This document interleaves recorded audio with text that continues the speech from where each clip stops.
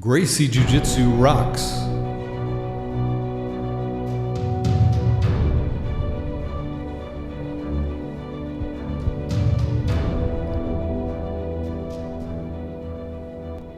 Welcome to the Gracie Jiu Jitsu Rocks podcast, a podcast dedicated to Gracie Jiu Jitsu and all things Gracie, including self-defense, competition, anti-bullying, women's self-defense and empowerment, nutrition, and most especially, the people involved in Gracie Jiu Jitsu.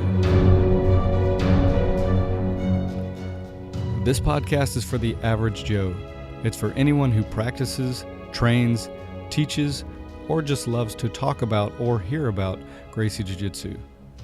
We'll explore the lives of Gracie Jiu Jitsu practitioners, how they got involved in the art, and what effect it's had on their lives. So buckle up and enjoy the ride.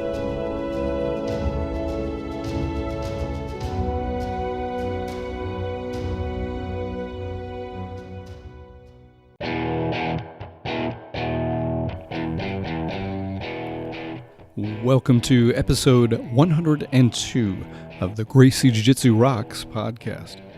As always, I'm your host, Marty Josie, and thanks for listening.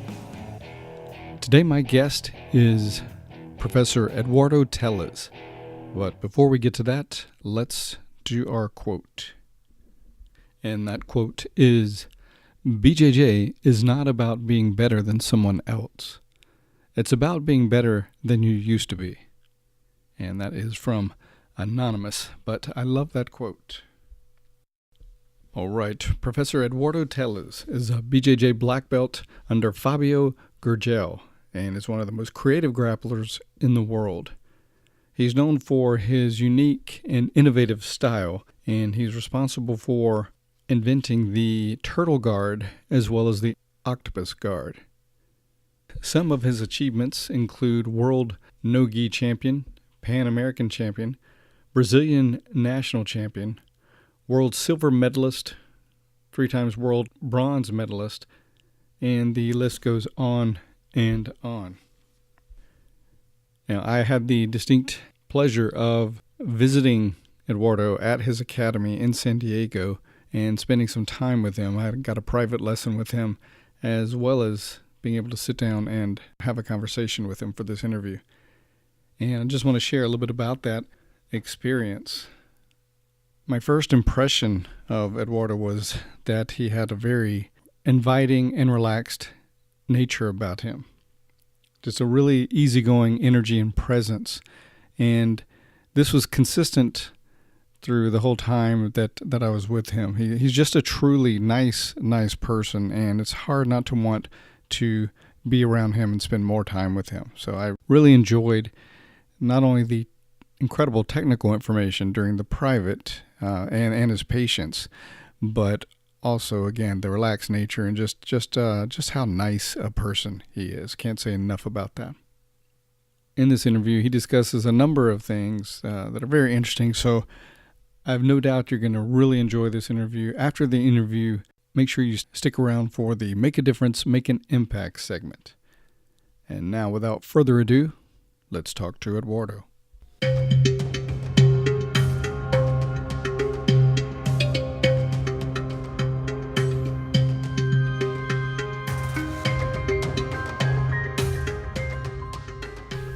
Okay, I have the distinct honor and pleasure of being here live and in person with Professor Eduardo Telles.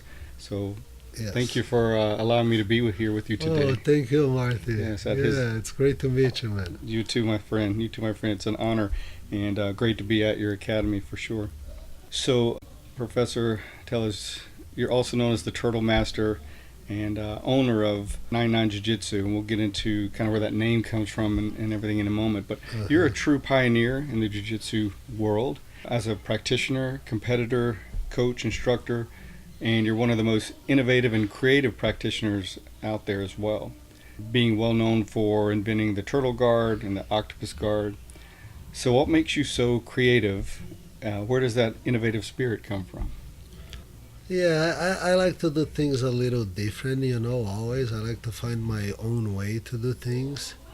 And And in jiu-jitsu, that's a big advantage, you know. If people are not expecting what you're gonna do, you know, you have a big advantage of surprising them and making the thing with a little less effort, Mm-hmm. right? So So they're not doing the same thing as everybody else, so they're e- not used to seeing, exactly, yeah. people who think outside the box, so to speak. Uh-huh. Were you always like that, even with other things besides jujitsu, or was it mainly in the realm of jujitsu? A little with other things also, yeah. All right, Uh-huh. Like different things, uh-huh. that's But good. So many of us in the culture have a tendency to get locked into, the standard way of doing things, mhm. and that's okay, but that's not where true change happens or true living up to one's potential, and Uh-huh. real reform and growth doesn't come there, right? Uh-huh. Stay in the comfort zone. So Uh-huh. I think And, it's and cool. and there's another, idea. I used to train with guys, like Terere, uh, Leo Vieira back in the day, and they were really good in attacking the back, so I became good in defending the back, Ah, right? so that's where it came from. Kind of, yeah, Kind of.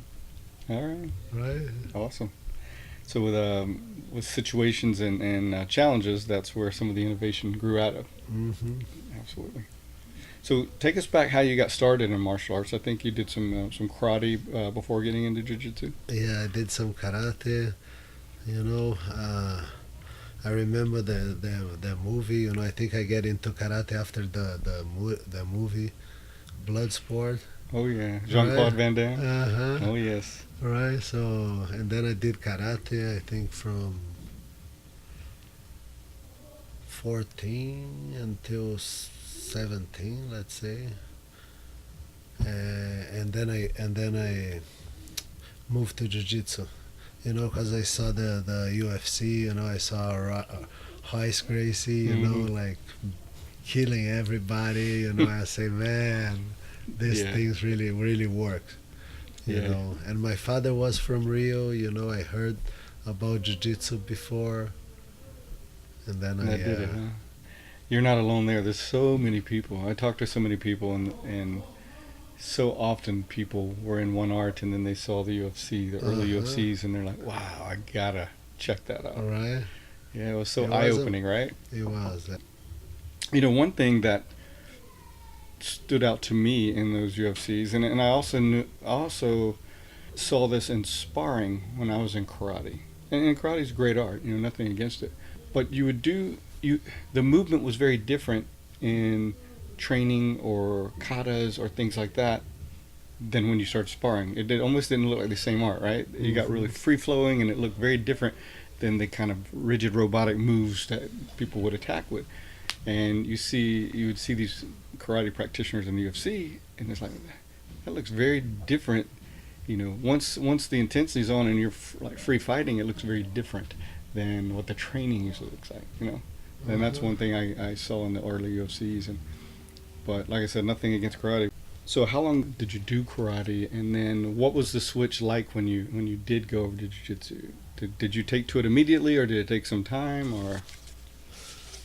Yeah, like in in the gym I was doing karate, they start teaching jiu-jitsu. It was like a big fancy gym, and they start teaching jiu-jitsu. So in the beginning I was doing both. But yeah, I got really involved with jiu-jitsu, especially because it was after UFC. Everyone was like kind of like trying jiu-jitsu. Jiu-jitsu was like the big thing It was like the in rage, right? exactly, and it was more fun. In karate, the discipline is very strict. You can't talk during classes. It's it's too much. you know and jiu-jitsu, I mean, at least Brazilian jiu-jitsu, Very right? laid back. Yeah, people talk, people, like right? Laugh. Mm-hmm. In karate, you cannot laugh, right? Yeah, it's a very different Yeah. culture built Uh-huh. around it usually. That's true. So what were the early years once you really kind of took to the jiu-jitsu? What was that early training like, and when did you decide to move over to the States? I always liked the States. Yeah, I always liked the States. And jiu-jitsu was, like starting to come in this direction, like all the world tournaments, all the big tournaments are, all the good fighters, and then and I have a long story with San Diego also. I came to San Diego before jiu-jitsu, and then after I just studied jiu-jitsu, I came again to learn English. I stood here for like 6 months, Hmm. you know and and yeah, and years after, I moved. I see. I was able to move. You picked a beautiful spot. San Right? Diego is Oh, I love amazing, isn't here. it? Uh-huh. The weather is just man. Well, LA and San Diego. Whenever I come out here and I get off the plane, I'm just like, wow. The It's just perfect weather, and you can't. How can you feel bad being out here? You know what I mean? It's amazing. Yeah. Because where I'm from Florida, but it was up in the Panhandle, so you get all 4 seasons, and it did get pretty cold in the winter, but not like up north. And now being in North Carolina, it's good because you get a good experience of all 4 seasons, but there's still humidity and everything there. And you get out here, you don't feel any humidity, and it's the perfect temperature, and there's a breeze, and you're like, man, cool in the morning and the evening, and very warm in the middle of the day. It's perfect. The only problem is the cold water. Oh my God. I went for a swim this morning Oh, really? before the sun came up. Really? Yeah, I like to Oh go in the my cold water. God. That's a recent thing. Uh-huh. I used to hate the cold because I love warm and sunshine. Uh-huh. But I decided to try to take on this training to see if I could kind of make peace with it. So now I do. I did various degrees. Just started a little bit and a little bit and acclimated myself. And now almost every morning I take an ice bath at my house. How long did you swim? Like 10 minutes, not very 10 long, minutes? just enough to kind of experience it and breathe a little and, All right. just feel connected to it. Yeah. That's cool, man. Yeah. It's fun. And the ice bed The ice bath. every morning Every morning. for how long? Well, I used to take them 10 minutes when I would do about 60 degrees, maybe 4 bags of ice. But now that I have it, I bought a chest freezer and put it in my garage and filled it with water. And I keep it right above freezing, so maybe 35. And I will do that for 2 minutes because it's really cool. So 2 minutes and sometimes 2 or 3 rounds of that. That's awesome. It's great, man. That's awesome. If you would have asked me last year or said I would be doing this, I'd say you're crazy. It's like the guys do the cryotherapy, Yeah, right? yeah, very similar, for sure. But to me, it's about I got really heavily into breathing, so I said, let me test this kind of mind, mental strength, mind over matter, in this condition, and I would do it. And it's the breathing that helps you through. You got to breathe and pay attention to the breathing to kind of make peace with it. But you settle into this nice meditative state, and then you're like, wow, if I can breathe through this, what can traffic or anything else do to me? Nice. Right? I like it. Nice. All right. So tell us a little bit. You're known for the turtle guard and octopus guards. Yes. Very innovative. For those listening that don't know what that is, can you explain a little bit about what those are?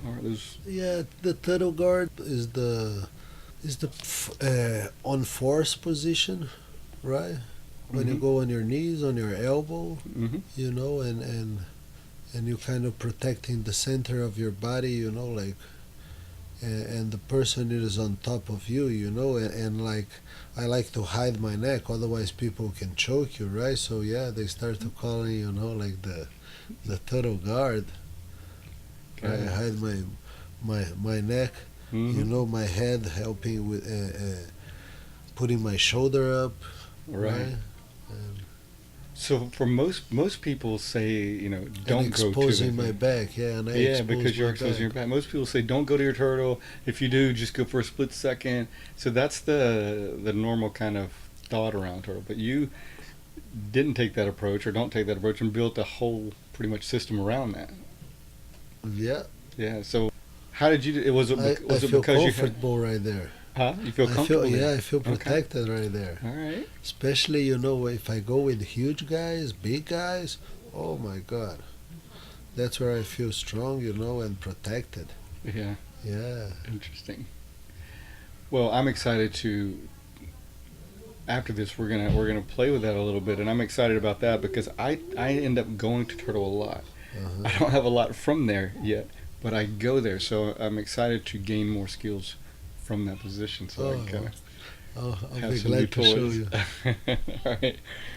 What about the octopus guard? What does that involve? The octopus guard is, let's say, there's the regular half guard, there's the half guard, and usually you pummel, right? You try to go for the underhook Mm-hmm. to the same side you have the leg out. This is kind of trying to go to the other side. Okay. So So a whole different twist on half and guard. you use, yeah, and you use your elbow kind of on the back of the guy's back, Yeah.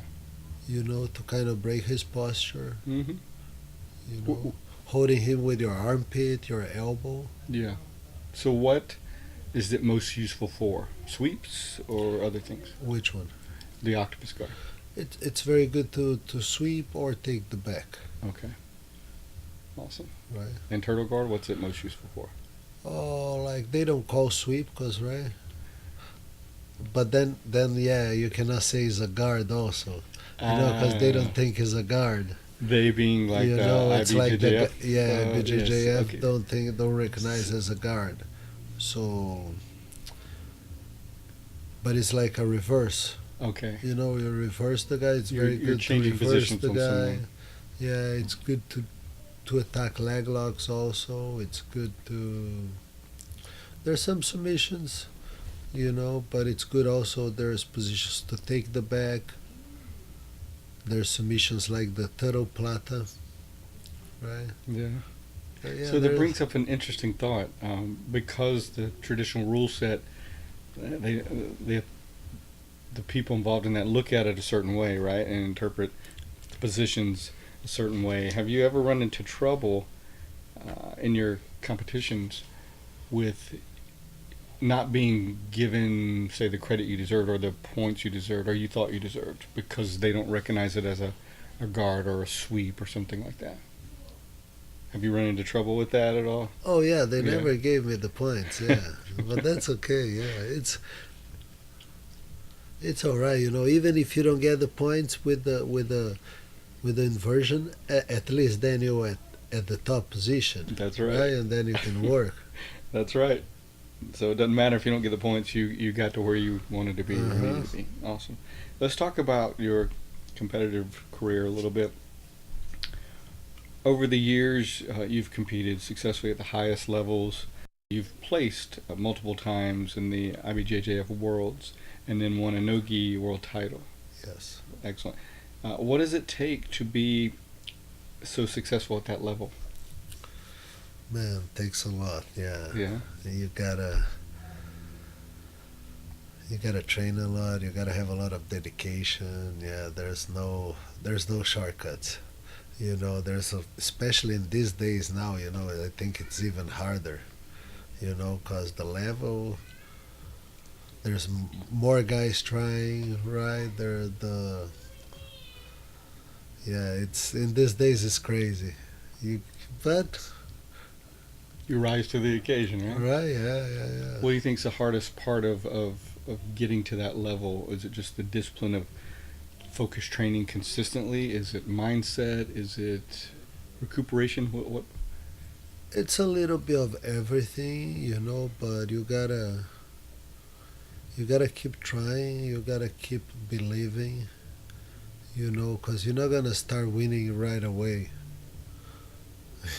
right? Yeah, you gotta keep trying, you know. And Perseverance and yeah, belief. perseverance, believe. You gotta believe. What would you say to someone who started out and lost maybe their first few and is feeling discouraged? How do they maintain that belief and that enthusiasm? Yeah, and like I like to say also that competition, it's very mental.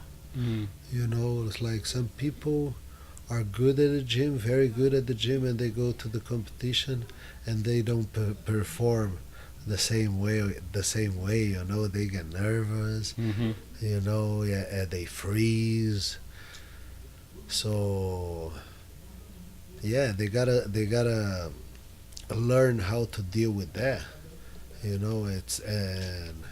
And it's beautiful, you know, because it's just like in life when you have a situation and you gotta solve, you know, and you get nervous, you know, and you gotta, right, like I said in the ice bed, you gotta calm down, you know, you Uh-huh. gotta breathe. You got to focus everything, right? Exactly, you It's know. true. So yeah, once you learn how to compete, you know, it's a little easier. I Okay. used to compete in boogie board. Oh yeah. Yeah, I used to compete in boogie board. I was a little successful in boogie board. So when I moved to jiu-jitsu for competitions of jiu-jitsu, I I already had the mindset. Oh, so You that really know, helped you. it helped me a lot. You know, like that's what I'm saying, to believe, to not freeze. You know, to do what I trained for. Right. So it's, That's great.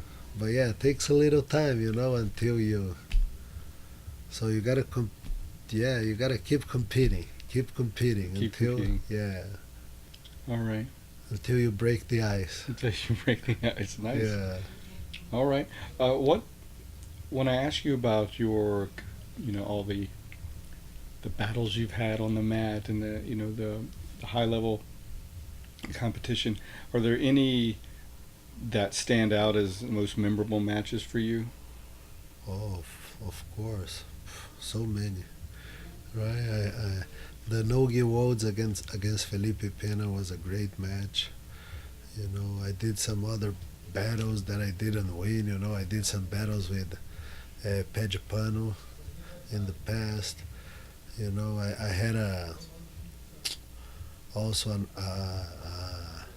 another match that I can forget. I was a brown belt and I was competing together with the black belts for the team competition in Brazil. Mm.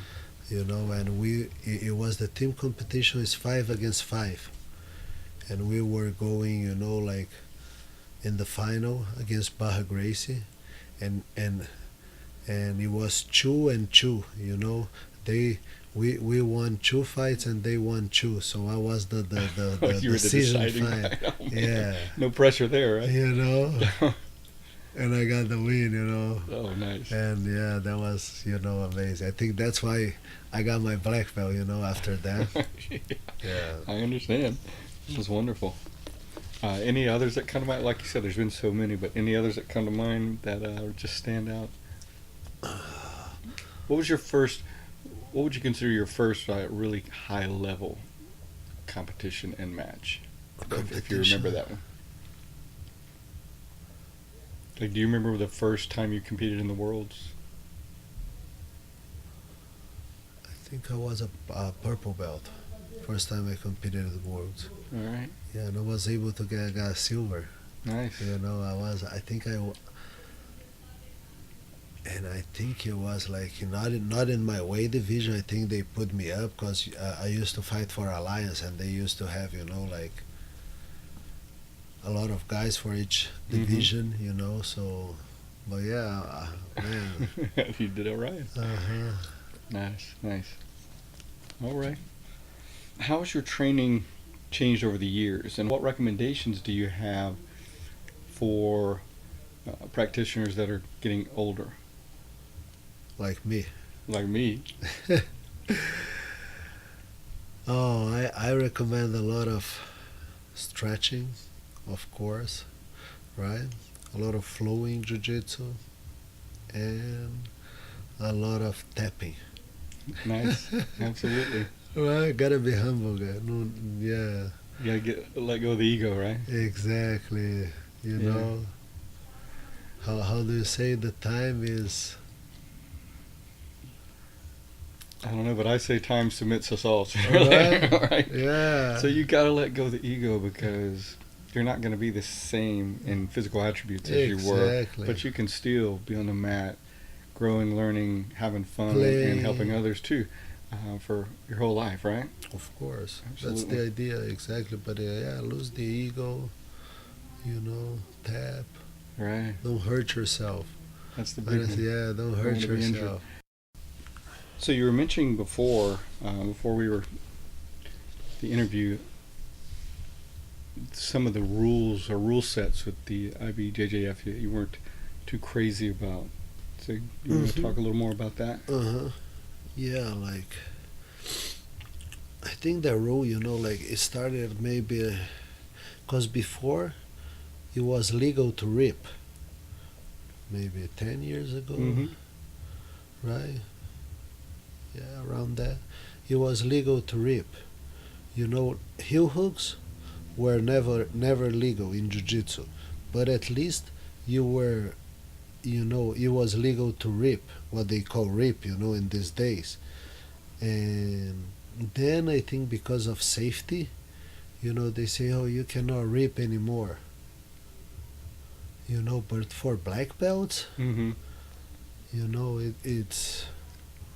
it's bad, like because if you go to MMA, they don't care if you rip or not. Right. If you go for ADCC, they don't care if you rip or not, or if you go for EBI, or if you go for those new Mm-hmm. upcoming, like shows. So a BJJ not letting you rip, not letting you attack heel hooks, for black belts, it's It's too limiting, right? You think they should exactly be at that level, you should be able to do it's that. being very bad, like for jiu-jitsu players, Mm. against the other grapplers. So yeah, this must change. I agree if they want to make for safety, make for the lower belts, but in the black belt level, Mm-hmm. you cannot apply a heel hook, you cannot apply, like just a ripping position. Yeah. The ripping position doesn't. If you know how to move, it will not hurt you, right? So yeah, they are limiting. Why do you think they did that? Why do you think they limit reaps and heel hooks? I mean, I know they say safety, but it's legal in other events, and there's not a whole lot of really bad results so Mhm. far. So how do they say they need these changes for safety? Yeah, Good question. yeah, good question. I don't know Yeah. what they are doing this. It's not good for jiu-jitsu. Not good for jiu-jitsu. Any other rules that you don't think are good? Oh, and the rules are a little bit, like too complicated. Like it's too much. Instead of they make the rules simple, oh, they write a big book. It's crazy. One thing, that I'm as a teacher. When I'm teaching, like it's people don't understand and make no sense. It's why you get points for almost all control positions. You get points for mount position. That is a great control position. You get points for back control position. You get points for knee on belly, right? Mm-hmm. But you don't get points for side control. Mm. You get points for passing the guard, but not side control. And then you try to explain to the student, he's in side control. You don't get 3 points. No. And they're like, why? Yeah. If the guy reverse one guy's in side control in the other one. You reverse the guy, you get side control on the guy, and you get no points for the reversal, no points Really? for the that. side control. Yeah, that doesn't make sense. You know, so yeah, it's. Hmm. This is one thing I really disagree. You know. Do you see more of a trend because of some of those rules for that people are looking to be more involved in some of these other organization or shows now, or are they just going to try to do them all if they? Yeah, those other organizations are growing. There's fighters, you know, that just fight those other organization shows, and they are great fighters. You know, sometimes you know IBJJF guys go to those shows and they get caught because they don't train those positions. You know. That's true. You know, if you stay in one realm and train for a certain situation, you invariably start getting defined by those limitations, right? Those rule set. Whether you're talking about Taekwondo, you can't kick to the groin, so you never get used to protecting the groin that much from kicks, or whatever it may be. I'm not picking on them. But the same thing, if it's not something you have to worry about, you stop worrying about it. And of then course. someone, you know, that catches you when it's okay to get it, to do that. So that's something. What do you think of EBI? I love it. You like it? Do you like the combat with the slaps? It's a great format. Yeah. It's pretty cool. We used to do that back in the day, you know. Slapping each other. Yeah. For, you know, training for MMA. Yeah. I think that's you know, jiu-jitsu and still a lot of places, but in some arenas in jiu-jitsu it got compartmentalized, and instead of it having all, you know, stand up punching or slaps and having to, you know, learning to deal with that, all that aspect, and the self-defense as well, and then when someone wants to focus on one part and take it to the high level, they start excluding the stuff that's not going to help them in that particular area, right? Sometimes. Exactly. And in doing so, they forget about or leave off some of the developing the other parts. So it becomes a little fractionized. And to each their own. If you want to just do one part, that's totally, you know, fine. But I do like the approach of being well-rounded in all the aspects of jiu-jitsu, and not having to do MMA to be able to have to address strikes. Jiu-jitsu itself, you know, has addressed strikes for years and years and years, right? Whether you do MMA or not. So nice. Before we started this interview, your son came in. You came in. We had your son, and just seeing him playing on the mat was really, really cool. Starting, you know, that young, just getting a nice positive association to being on the mat and play, and yeah, you know, you can get back to not only him, of course, but so many people as you get further in the years. You know, you still have so much to give, right? So it doesn't stop when we're getting older. Any advice for people that are working with kids in jiu-jitsu? Oh, let them have fun, right? A little, of course. Like, yeah, you gotta discipline them, right? It's not. It's a martial art, right? But yeah, let them play. Yeah, let them play with jiu-jitsu, right? Let them have fun. I agree. Right? I agree. Don't push too hard if they lose, you know. I completely agree. I think there's some places, jiu-jitsu and some with other arts, that make it very, very so strict and so pushing that it takes the fun out of it. And they may learn kind of, on one hand, they learn, I guess, manners or discipline to stand straight and all this stuff, but they won't have an appreciation for and a love for jiu-jitsu, or possibly they might not, as if you introduce it and just let them play. Have some structure, but also let them just really enjoy, right? I think that's good. All right. In I think it was 2004, you opened this academy.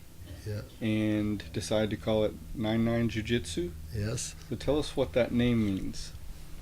Yeah, like 99, it's the search of perfection, right? Perfection will be 100, right? 99 is the closest, you know, I think a human being, right? Because a human being is not perfect, right? That's right. So haven't met one yet. Yeah. So, and then like I draw the logo, right? Also, you with like 1 9 representing the white belt, one other 9 representing the black belt. So it means teacher, student. Also, you need 2 persons to train, right? You cannot train by yourself. Right. So 2 9s. Also, the 9 is the highest number, right? With 1 digit. That's true. You know. It's got a lot into that meaning. Yeah.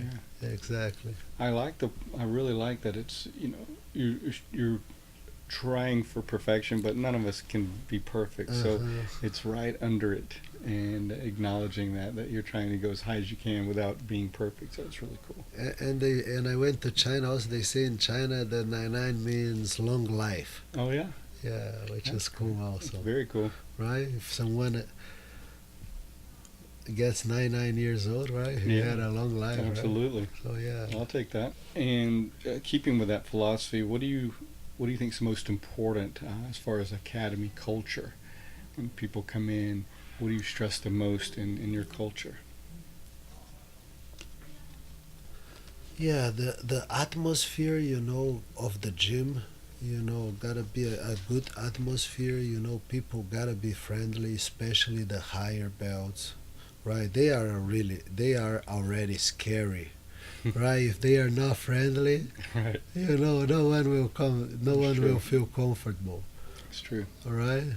So yeah, I gotta be, and yeah, I gotta be the most important thing is have good people around you, and then of course like safety, good like technique, people being careful about not hurting each other, respect, all those Excellent. all those great things that the martial arts teach. Absolutely. Excuse me. So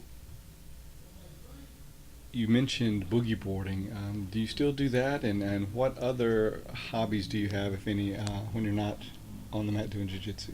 Yeah, I'm a surfer now. I moved to surf, uh, and I love surf, man. Yeah, I'm not that good surfer. I used to be a good boogie boarder. Maybe I still can do it, but now I'm more on surfing. All right. How often do you do it? Like almost every week when I can. All right. Right. What do you like so much about it? I think surfing for me is the hardest sport to learn. Yeah. There's so much involved, like, and the wave is never the same, right? You gotta be in the right time, in the right place.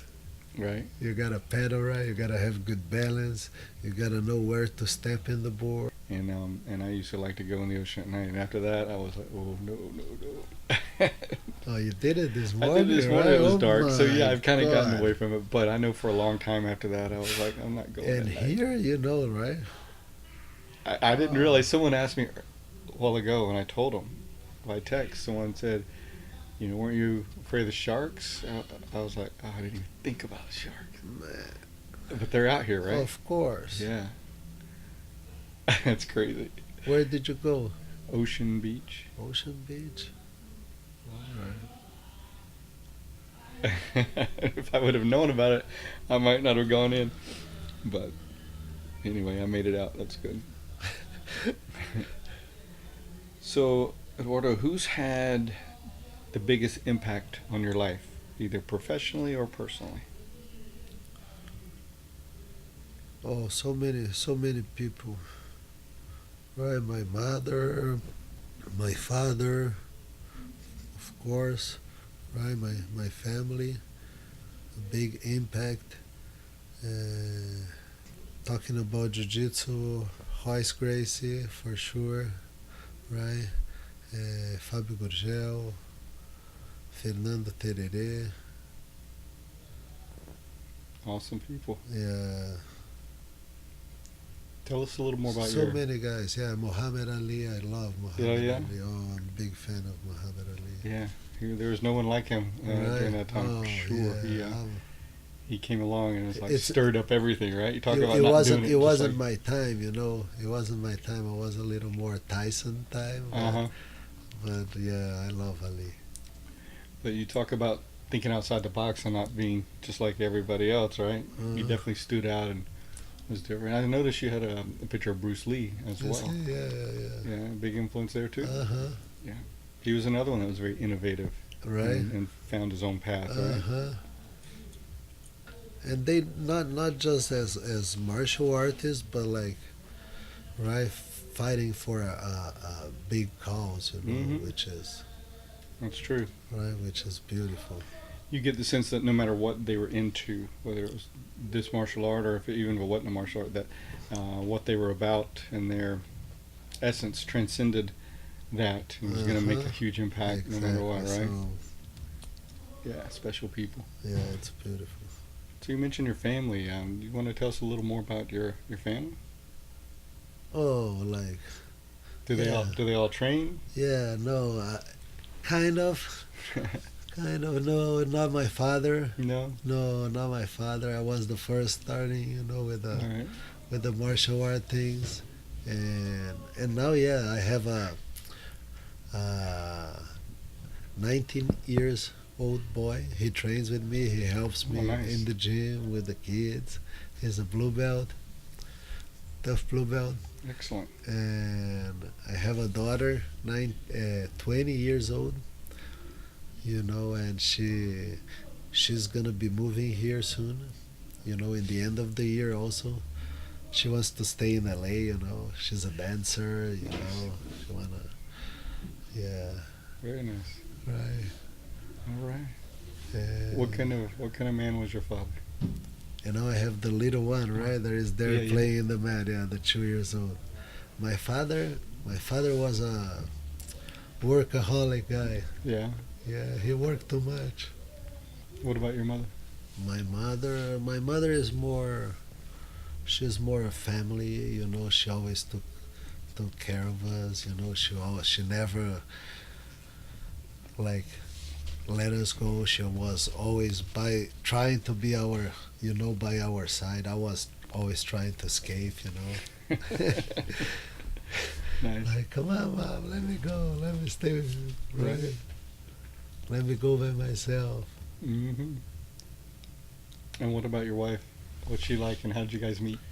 My wife, my wife, we met like, oh my God, maybe 10, 11 years ago at a gas station, right? She knew who I was because we had a big friend in common, you know, and then yeah, then all start, you know, from the gas station. From the gas station. From the gas That's pretty station. cool. Just goes to show you can meet your partner anywhere, right? All right. That's awesome. The timing's right. So before we close, a couple things. What are you most proud of so far in your life? Hmm. And is there anybody? I know you've mentioned some people that have had an impact. Anybody that you want to thank? Oh, so many people, but I think in special my mother. Yeah, she took really good care of me. Mm. That's that's great, and that kind of sets the stage for everything else. Hmm. Exactly. Yeah. Yeah, Special person. for sure. Awesome. And what are you most proud of so far in your life? My kids, my family, Beautiful. my gym, right? Right on. Yeah, I like my life a lot. Yeah, you smile a lot. It seems like you're very happy. Yeah, I feel really blessed, right? Awesome. Well, man, it's been a real honor and privilege to spend time.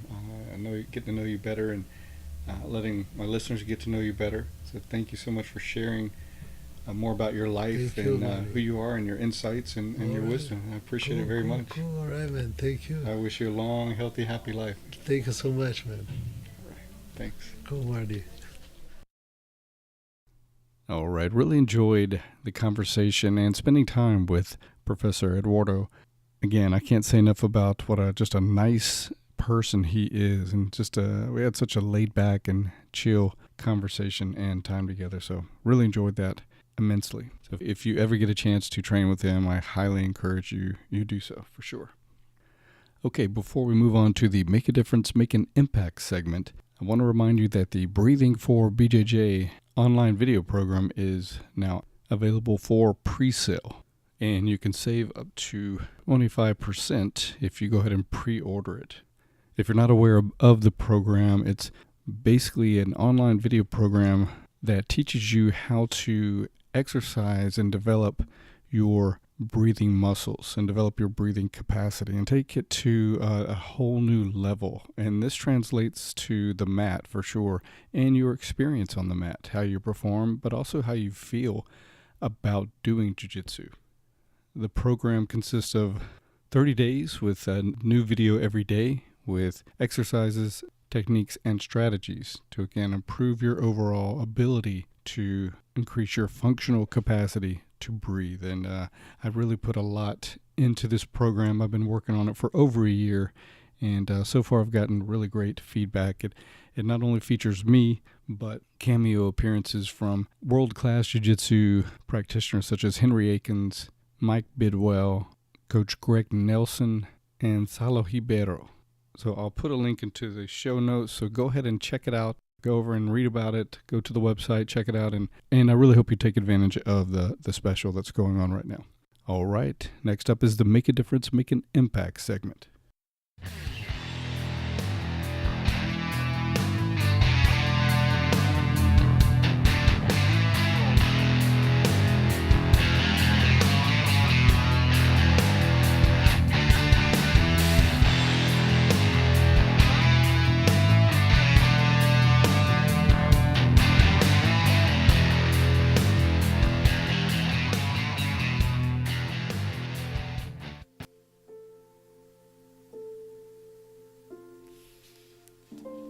One day, a young boy asked his father, "What is the value of his life?" Instead of answering, the father told his son to take this rock and go sell it at a market. If anybody asks the price, raise 2 fingers and don't say anything. The boy then went to the market, and a woman asked, "How much is this rock? I want to put it in my garden." The boy didn't say anything and raised up 2 fingers. And the woman said, $2, I'll take it. And the boy went home and told his father, "A woman wants to buy this rock for $2. The father then said, "Son, I want you to take this rock to a museum. If anybody wants to buy it, don't say a word and just put up 2 fingers. The boy then went to the museum, and a man wanted to buy the rock. The boy didn't say a word and put up 2 fingers. And the man said, $200, I'll take it.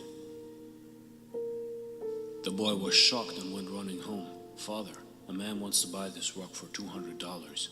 His father then said, "Son, the last place I want you to take this rock is to a precious stone store.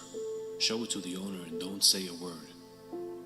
And if he asks the price, just put up 2 fingers. The son then went to a precious stone store.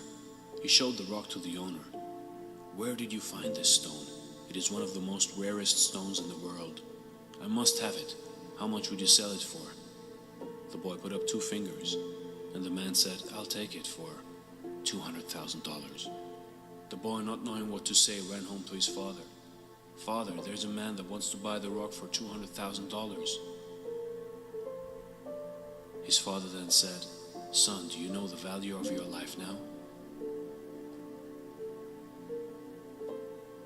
You see, it doesn't matter where you come from, where you were born, the color of your skin, or how much money you were born into. It matters where you decide to place yourself. the people you surround yourself with, and how you choose to carry yourself. You may have lived your whole life thinking that you were a $2 stone. You may have lived your whole life surrounded by people that saw your worth only for $2. But everybody has a diamond inside of them.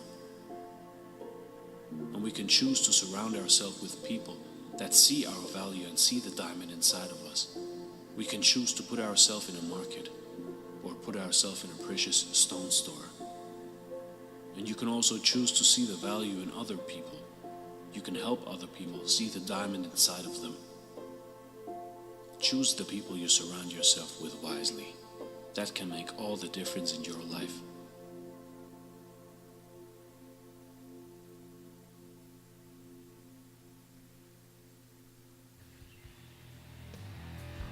And that's going to do it for this edition of the show. As always, I thank you for listening. Hope you're enjoying the show. If you feel like you're benefiting from the show and want to show your support, you can support us on our Patreon page, and a link in the show notes. Please like and follow us on social media and help us spread the word by reposting our posts and telling others about the show. You can leave comments on the website at www.gracejujitsurocks.com. You can also go to iTunes and leave comments as well as rate the show, and we would appreciate a 5-star rating, which helps us with our standing in iTunes. You can also leave comments on our YouTube channel. If you have suggestions for the show, please don't hesitate to give those. We always like feedback and suggestions. Okay, that's going to do it. So until next time, this is Marty Josie, and I'll see you on the mat.